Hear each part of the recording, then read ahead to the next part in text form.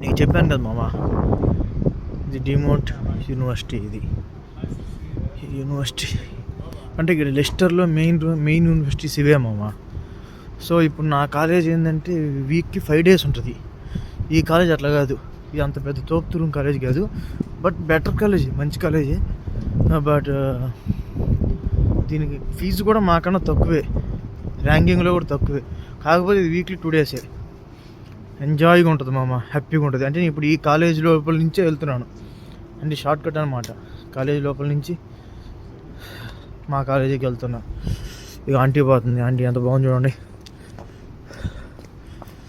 తెల్లోళ్ళు నల్లోళ్ళు. ఇక్కడ వాళ్ళకి ఏంటంటే మామ, ఇక్కడ వాళ్ళకి తెల్లోళ్ళకి నల్లోళ్ళు అంటే చాలా ఇష్టం.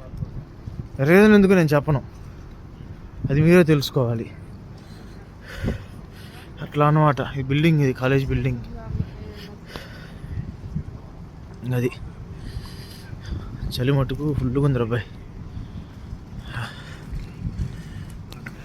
కాలేజ్